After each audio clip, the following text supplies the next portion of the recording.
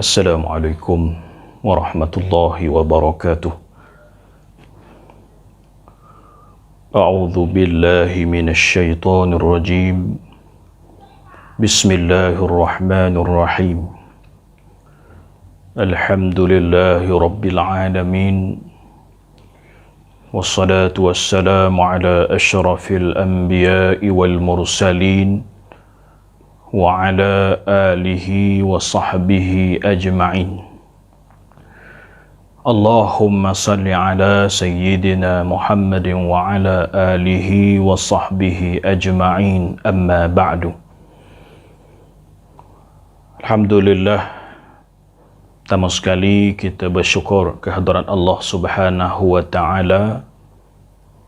Pada hari ini kita masih lagi diberikan kesempatan dan kelapangan masa oleh Allah Subhanahu wa ta'ala untuk sama-sama kita mengisi sedikit masa dan ruang yang ada ini.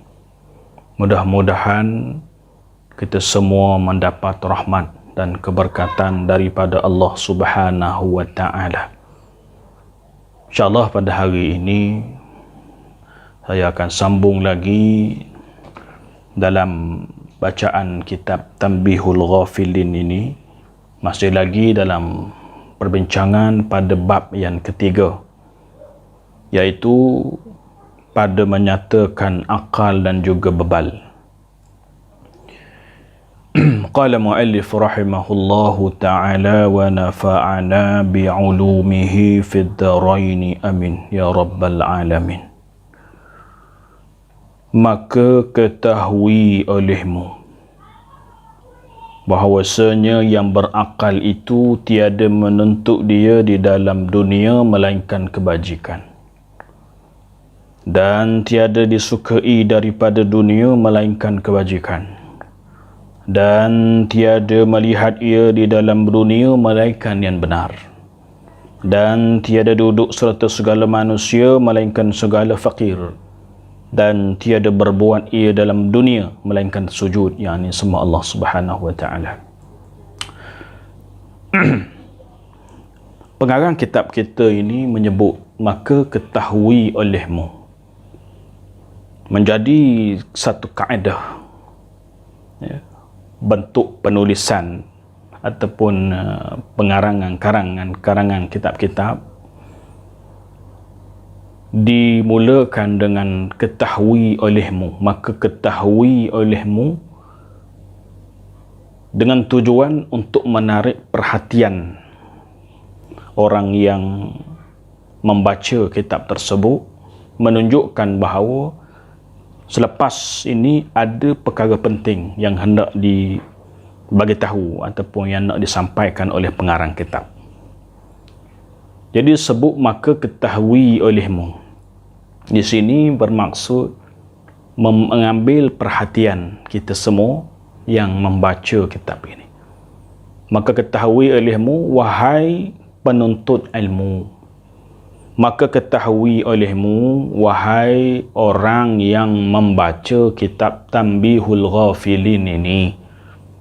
Nah, sebab itulah kitab Tanbihul Ghafilin ini satu kitab yang cukup berharga, satu permata yang berharga, walaupun dari segi ketebalan kitab ini nipis saja, ya, 35 muka surat sahaja.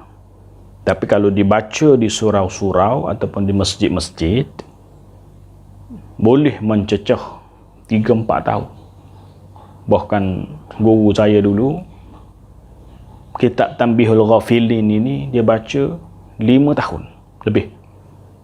Tu boleh kata seminggu 2-3 kali kitab ini dibaca. Menunjukkan bahawa kitab ini sangat berharga, ya, menunjukkan kepada kita kitab ini sangat baik kita ambil perhatian, sangat baik untuk kita ambil ilmu yang ada dalamnya lah. Mudah-mudahan insya-Allah. Jadi kita ambil kesempatan ini untuk kita melihat betapa besarnya apa yang nak diceritakan dalam kitab kita ini. Mudah-mudahan kita boleh manfaat.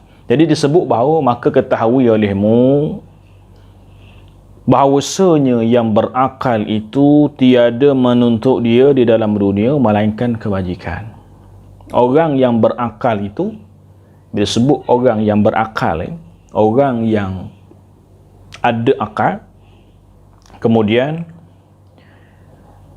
akal yang waras ataupun akal yang sempurna, kemudian orang yang memaksimumkan penggunaan akalnya dalam keadaan kebaikan. Guna akal untuk kebajikan, guna akal untuk kebaikan. 3 perkara. Ada akal, kemudian akal yang sempurna, akal yang waras, kemudian memaksimumkan penggunaan akal kepada kebaikan. Kerana di sana ada orang ada akal, ya, ada orang dia ada akal, tetapi akal tersebut tidak digunakan dengan baik. Ada akal yang sempurna, tapi kalau ada akal yang sempurna tapi akal yang sempurna itu menipu orang, tak ada guna. Ada akal yang sempurna tapi akal itu kecoh orang, tak ada guna. Ada akal yang sempurna tapi akal itu asyik menginayai orang lain, maka ini tidak ada guna. Maka di sini ada akal sempurna guna untuk kebaikan. Memaksimumkan penggunaan akal itu untuk kebajikan, untuk kebaikan. Baik. Jadi orang yang berakal ini, orang yang ada akal ini, orang yang berakal, dia tidak menuntut dunia, ya. Tiada menuntut dia di dalam dunia, mana dia tak cari dunia, dia tidak menuntut dunia, tak ambil dunia, tak kejar dunia, melainkan kebajikan.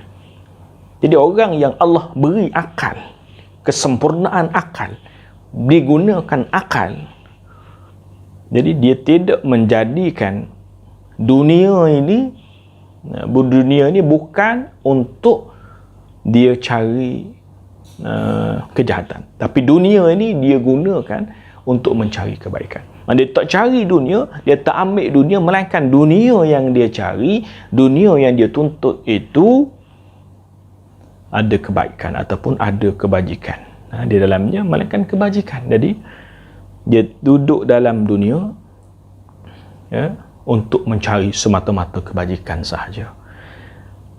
Itulah kita bila sebut duduk dalam dunia ni, kita manusia, pastinya kita memang berada di dalam dunia, memang kita duduk dalam dunia. Jadi dunia ini satu medan, satu tempat yang mana kita berusaha, berikhtiar untuk kita mendapatkan kebajikan, berusaha untuk melakukan kebaikan dan kebajikan. Jadi bila kita sebut dunia ni tempat cari kebaikan, dia ada beberapa lah. Antaranya, yang pertama sekali, dalam kita mencari kebaikan di dunia ini, kita sedar kita ni adalah merupakan hamba Allah Subhanahu Wa Taala. Itu asas. Itu perkara yang paling penting. Pertama sekali, kita ni duduk atas muka dunia ni, kita ni sebagai hamba Allah. Kita duduk dalam dunia ni, kita sebagai hamba Allah Subhanahu Wa Taala. Bila sebut kita ni sebagai hamba Allah Subhanahu Wa Taala, perkara yang penting sekali, perkara yang paling asas, yang paling penting ialah sejauh manakah keimanan kita kepada Allah Subhanahu Wa Taala. Sejauh manakah keyakinan kita kepada Allah Subhanahu Wa Taala. Sejauh manakah perhambaan kita ni kepada Allah Subhanahu Wa Taala. Ya, iman adalah kebaikan yang besar. Iman adalah merupakan satu kebaikan yang besar yang mesti dicari oleh manusia. Sebab itulah, ya, keimanan kita kepada Allah Subhanahu Wa Taala, keyakinan kita kepada Allah Subhanahu Wa Taala menjamin seseorang itu akhirnya ketika mana bertemu dan menghadap Allah Subhanahu Wa Taala dalam keadaan sejahtera. Iman itu asas. Iman adalah merupakan kebaikan yang besar yang mana kebaikan ini yang menyelamatkan manusia. Iman menyelamatkan manusia, yang paling besarnya ialah menyelamatkan manusia daripada kekufuran, menyelamatkan manusia daripada kesyirikan, dan iman ini insya-Allah dapat menyelamatkan manusia daripada dihumbang ke dalam neraka Allah Subhanahu wa taala, insya-Allah. Itulah iman ini mesti kita kejar. Ya, iman ini mesti kita cari. Iman ini mesti kita dapatkan supaya kita menyempurnakan iman kita, memperkukuhkan iman kita, memperkuatkan iman kita, memperteguhkan keimanan kita kepada Allah Subhanahu wa taala. Dan ini adalah kebajikan yang paling besar.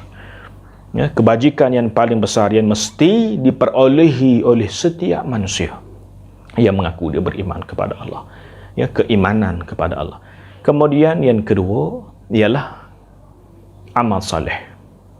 Amal saleh ini sebagai bukti, ya, amal saleh ini sebagai bukti keimanan kita. Ya, amal saleh sebagai satu manifestasi pembuktian, inilah dia bukti kita beriman sungguh kepada Allah Subhanahu wa taala. Tidak ada guna seorang itu dia mengaku beriman saja tapi tidak melakukan amal saleh. Sebab itu kalau kita melihat di dalam ayat-ayat Al-Quran, ya ayyuhalladzina amanu wa 'amilus shalihat, ya ayyuhalladzina amanu wa 'amilus shalihat, digabungkan antara beriman dan amal saleh. Artinya orang yang beriman mesti dia beramal saleh. Bila sebut amal saleh ini artinya kita sebagai hamba Allah yang duduk dalam dunia mencari kebaikan ini, mestilah kita menjadikan dunia ini sebagai satu medan, sebagai satu tempat untuk kita melakukan amal saleh. Ya, sembahyang kita, puasa kita, zakat kita, sedekah kita, haji kita, sama ada ibadat amal saleh yang berbentuk khusus ataupun yang berbentuk umum. Jadi kita jadikan seluruh perbuatan kita di dalam dunia ini, kita jadikan dia sebagai satu ibadat. Kita berusaha supaya semua yang kita buat di atas dunia ini jadi ibadat. Bila semua jadi ibadat, maka jadi pahala. Ya, semua ruang untuk kita dapatkan pahala ni cukup luas. Ya, sembahyang, ya, sembahyang ni dapat pahala. Sembahyang ni boleh pahala, dapat kebajikan di situ, ada pahala. Jadi kita beli pakaian untuk buat sembahyang, pahala. Kita beli sejadah, pahala. Kita beli kopiah nak buat sembahyang, pahala. Ya, kita buat rumah untuk buat ibadat, pahala. Kita sediakan dalam rumah kita ni satu bilik ataupun satu tempat untuk sembahyang, pahala. Untuk baca Quran, pahala. Maknanya ruang untuk kita dapat pahala cukup luas. Kita pergi masjid, perjalanan pergi dan balik tu pahala. Duduk dalam masjid, i'tikaf, pahala. Baca Quran dalam masjid, pahala. Menghadiri majlis ilmu, pahala. Artinya peluang, ruang untuk dapat pahala cukup banyak, cukup luas atas pilihan kita. Nak ke tak nak buat. Cukup luas. Peluang dan ruang untuk kita kutip pahala daripada kehidupan kita ni cukup luas. Ya. Kita pergi beli, ya, makanan tepi jalan. Misalnya di gerai-gerai tepi jalan. Kita beli air ke, goreng pisang ke, harga RM5. Kita beri, bayar RM6. RM1 tu bajikan. Beli RM5, kita bayar RM6. Harga RM5, kita bayar RM6. Kebajikan. Harga RM9.5, apa salahnya kita beri RM10? Kebajikan. Mana ruang untuk kita mendapat pahala daripada apa yang kita buat hari-hari ini cukup luas. Atas diri kita lah, nak buat tak buat. Sebab itulah orang yang berakal ni, dia duduk atas dunia ni, dia pandai cari jalan untuk dia memperbanyakkan amal ibadat, memperbanyakkan amalan saleh dan memperbanyakkan pahala. Maka dia buat sebanyak-banyaknya. Cari jalan, cari kaedah untuk dapat pahala. Apatah lagi benda-benda lain, keluar cari rezeki untuk anak isteri, boleh pahala dan sebagainya lagi lah. Baca Quran, bangun qiyamul lail, berzikir, bersalawat, beristighfar, niat kerana Allah, makan minum semua niat kerana Allah, insya-Allah benda ni akan jadi pahala ataupun jadi kebajikan. Kemudian dalam hidup dunia ni, satu lagi ialah hubungan kita dengan manusia. Dalam kita hidup, hubungan kita dengan manusia, begitulah juga peluang dan ruang untuk kita dapat kebajikan itu juga cukup luas. Ya. Kehidupan kita dalam rumah, dalam yang paling dekat dalam kehidupan kita, dalam rumah tangga, dalam kehidupan berkeluarga. Ya, dalam kita menuntut kebajikan, dalam kita menuntut kebaikan, khususnya dalam kehidupan kita berumah tangga. Kehidupan sebagai suami, sebagai seorang isteri, sebagai ibu bapa, ini ruang untuk kita cari kebaikan, untuk kita menuntut kebaikan. Seorang suami didatangkan kepadanya isteri. Isteri yang didatangkan dalam hidupnya itu adalah merupakan peluang untuk dia mendapatkan kebaikan. Seorang suami dapat isteri, tengok muka isteri, kebaikan. Keluar cari nafkah untuk isteri, anak isteri, kebaikan. Ya, tolong isteri dalam rumah tangga, kebaikan. Tolong masak, tolong basuh baju, tolong jemur baju, ya, tolong sapu-sapu. Itu semua kebaikan yang dituntut. Rugilah kalau kita tidak mendapat pahala daripada kebaikan ini. Begitulah juga seorang isteri didatangkan oleh Allah Subhanahu Wa Taala kepadanya seorang suami, itu peluang untuk dia mendapatkan kebaikan. Ya. Suami, isteri. Suami balik kerja, penat-penat, letih. Dia sediakan air, pahala, kebaikan. Sediakan makanan untuk suami, kebaikan. Ya. Mengembirakan suami, menenangkan suami, menyenangkan hati suami, semua itu adalah kebaikan yang dituntut, yang perlu dituntut oleh isteri. Artinya kehidupan berumah tangga juga peluang untuk mendapatkan cari kebaikan. Begitulah juga didatangkan anak-anak zuriat. Anak-anak ini bukan satu masalah. Anak-anak ini adalah merupakan satu peluang, satu ruang yang ada untuk kita mendapatkan kebaikan daripadanya. Didik anak-anak keluar, cari nafkah untuk anak-anak dan isteri, kebaikan. Didik anak-anak, tarbiyah anak-anak, beri didikan agama. Dan ini adalah kebaikan yang besar. Kita mati antaranya, bila mana kita mati nanti, antara amalan kita, antara yang boleh beri bantuan kepada kita ialah anak yang saleh. Mati saja anak Adam, habis amalan dia, melainkan 3 perkara. Salah satunya ialah anak yang saleh yang mendoakan keampunan untuk kedua orang tua dia. Jadi peluang kita ambil untuk kita cari berbanyak-banyak kebaikan ini. Peluang yang kita ada, kita ambillah, ya. Mudah-mudahan peluang dan ruang ini kita jadikan kehidupan dunia ini untuk kita mencari sebanyak-banyaknya kebaikan, dan insya-Allah kita mati dalam kebaikan. Kita mohon pada Allah Subhanahu Wa Taala supaya dimatikan kita dalam keadaan kebaikan, insya-Allah. Jadi sekadar itulah untuk perkongsian pada hari ini. InsyaAllah kita sambung lagi perbahasan dalam kitab Tanbihul Ghafilin ini pada masa yang akan datang. Wallahu subhanahu wa ta'ala a'lam. Assalamualaikum warahmatullahi wabarakatuh.